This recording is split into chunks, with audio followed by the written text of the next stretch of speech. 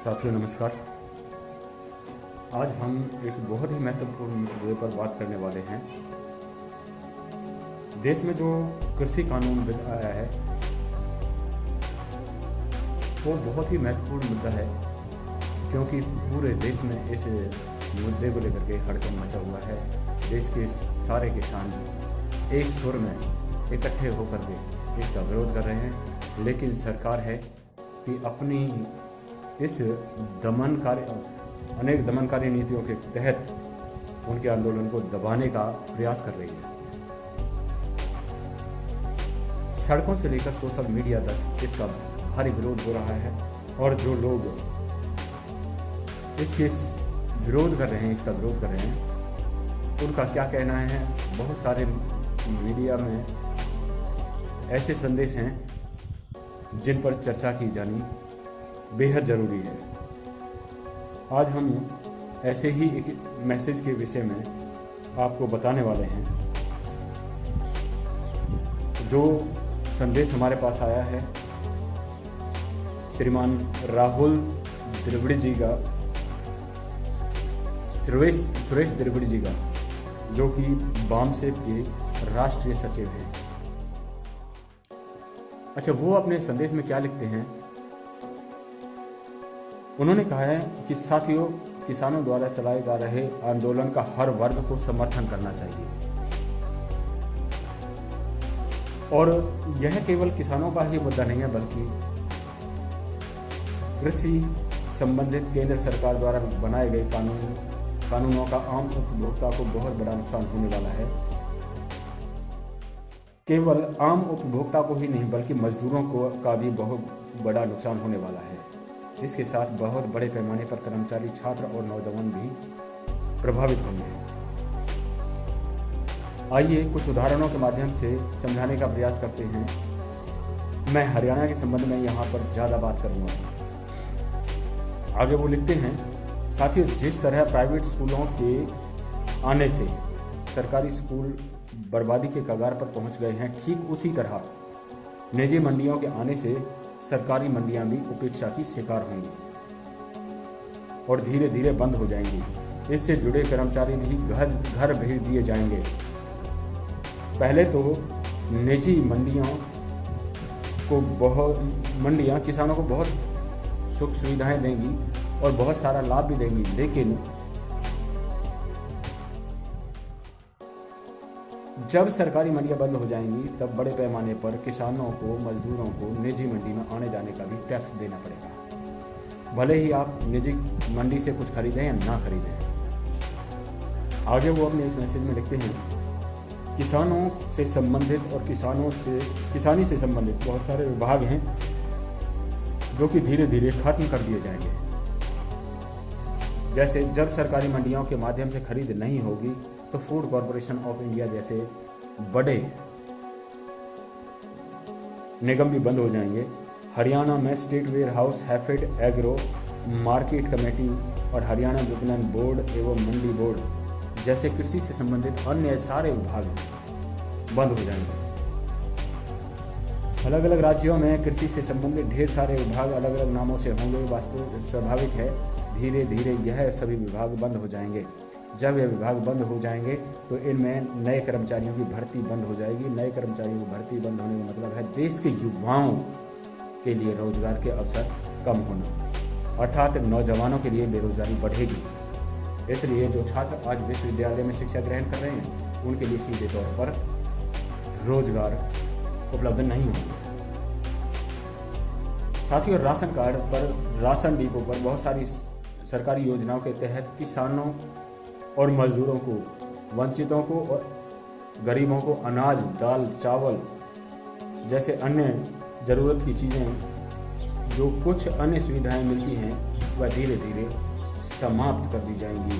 और इन काले कानून के लागू होने से अब आप अंदाज़ा लगा सकते हैं कि इनका सबसे ज़्यादा नुकसान किसको होने वाला है,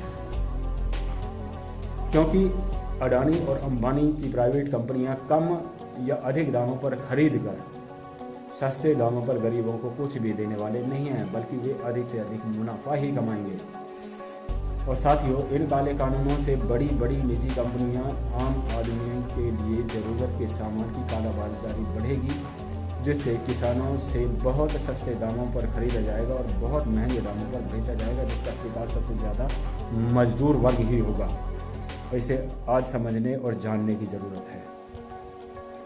साथियों, एमएसपी का मुद्दा ही केवल महत्वपूर्ण मुद्दा नहीं है, इसके अतिरिक्त इससे जुड़े और भी ढेर सारे महत्वपूर्ण मुद्दे हैं जिन्हें आज समझने की जरूरत है देश के विकास के लिए, जनता के कल्याण के लिए, क्योंकि सरकार कल्याणकारी भावना से अपना हाथ खींच रही है और बहुत सारे विभागों को पूंजीपतियों के हवाले कर रही है। आगे वे अपने इस संदेश में लिखते हैं, कुछ मूर्ख लोग तथा किसानों के विरोधी इसे केवल किसानों का मुद्दा समझ रहे हैं, जबकि वास्तव में यह केवल किसानों का मुद्दा नहीं है। आइए इस मूर्खता को त्याग कर किसानों के साथ जुड़े और इस आंदोलन को तन मन धन से सहयोग करें। कोरोना काल में लाए गए कृषि कानूनों से संबंधित विधेयक बहुत जल्दबाजी में लाए गए, जो प्रवर समिति को भी नहीं भेजे गए हैं, जिन पर किसानों के संगठनों की राय नहीं ली गई, जिन पर देश की आम जनता की राय नहीं ली गई और जिन पर ठोस तरीके से संसद में भी बहस तक नहीं हुई,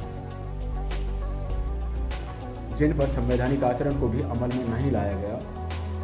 कृषि विधेयकों का आम जनता पर और आम उपभोक्ता पर क्या असर होगा, इसका विश्लेषण भी सरकार द्वारा नहीं किया गया है।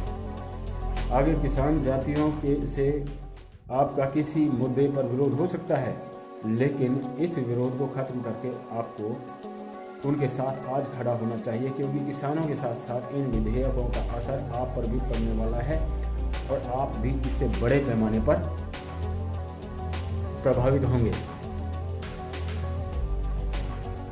प्राइवेट कंपनियां हजार पेज के एग्रीमेंट किसानों से करेंगी। इन एग्रीमेंट पर किसान अपनी मजबूरी वश धड़ाधड़ हस्ताक्षर करेगा, उसे कुछ भी पता नहीं होगा और निजी कंपनियां धीरे धीरे उसकी ज़मीन को गिरवी रख लेंगी। जिस प्रकार हम बैंक में जब लोन लेने के लिए जाते हैं तो एक पढ़े लिखे आदमी की समझ में भी कुछ नहीं आता, ठीक उसी प्रकार किसान भी इसका बड़े पैमाने पर शिकार होगा और इस किसान का शिकार होने से मजदूरों पर इसका बहुत बड़ा असर होने वाला है।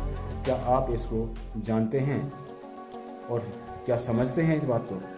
कुछ मूर्ख और बेवकूफ़ किसानों के आंदोलन का फेसबुक पर विरोध कर रहे हैं और उस तबके के लोग हैं जो हमेशा किसानों से जुड़ा रहा है। आइए कुछ विचार तो करें। आगे वो कहते हैं, किसान की ज़मीन गिरवी हो जाएगी बड़ी बड़ी कंपनियों के हवाले, तो उस ज़मीन पर कटीले तार लगा दिए जाएंगे और उस खेत की ज़मीन को चारों ओर सुरक्षा गार्ड होंगे और उस खेत में जो मजदूर किसान और कम घराने की औरतें घास फूस या नार लेने जाती हैं, यह सब उनका बंद हो जाएगा या फिर उन्हें और भी बड़े पैमाने पर शोषण का शिकार होना पड़ेगा। गांव में जो औरतें गाय भैंस का पालन करके दूध बेचने का काम करती हैं, उन्हें भी बड़े पैमाने पर कठिनाई आने वाली है। हम सबके ये सब यहाँ सबके धंधे चौपट हो जाएंगे। बड़ी बड़ी कंपनियां निजी फसलों की कटाई पर बिजाई पर मशीनों का इस्तेमाल करेंगे जहां पर कम से कम मजदूरों की आवश्यकता हो। इस प्रकार किसानों के साथ साथ मजदूरों का भी बड़े पैमाने पर नुकसान होने वाला है। कृषि भारत के संविधान के अनुसार राज्य का मुद्दा है, लेकिन अभी यह धीरे धीरे सीधे तौर पर किसान केंद्र के हाथों में सिमट जाएगा और सरकारी मंडियों के माध्यम से खरीद बेचकर जो राज्य को 6% आमदनी होती थी वह भी बंद हो जाएगी। इस प्रकार राज्य को भी नुकसान होगा। इसके साथ साथ 2.5% आढ़तियों को खरीद बेच पर मिलता था वह भी बंद हो जाएगा। छोटे व्यापारी और आढ़ती बेरोजगार हो जाएंगे और सीधे तौर पर बड़ी बड़ी निजी कंपनियों तथा निजी मंडियों के मालिकों को मिलेगा। इससे सबसे बड़े पैमाने पर लोग बेरोजगार होंगे। इसके अतिरिक्त इन विधेयकों से संबंधित और भी मुद्दे हैं जिन पर आने वाले समय में पता लगेगा और उस पर चर्चा भी आगे करेंगे। तो यदि इस तरह की बातें हैं और ऐसे लगता भी है कि किसान के ऊपर अगर असर पड़ेगा तो उसके साथ साथ आम जनता को भी शिकार होना पड़ेगा। बहुत सारी बातें, जैसे डीजल का किराया बढ़ने के बाद सारी चीज़ों पर असर पड़ता है, आवागमन पर असर पड़ता है, सारी चीज़ें महंगी हो जाती हैं। वैसे ही अगर किसान के मुद्दे में सरकार कोई फैसला लेती है तो उसका सीधा सीधा असर सिर्फ किसान पर ही नहीं पड़ता, बल्कि आम जनता पर बहुत ज़्यादा भारी मात्रा में पड़ता है। और यदि इस सारी परेशानी से बचना है तो हर आदमी को किसानों के साथ अपने सारे मुद्दे बुला करके उनके साथ इस समय खड़ा होना पड़ेगा। तो साथियों, इसी के साथ हम विदा लेते हैं। जय हिंद। वीडियो को लाइक करें, शेयर करें और चैनल को सब्सक्राइब करके बेल आइकन दबाना ना भूलें ताकि हमारी हर नई वीडियो आप तक पहुंच सके।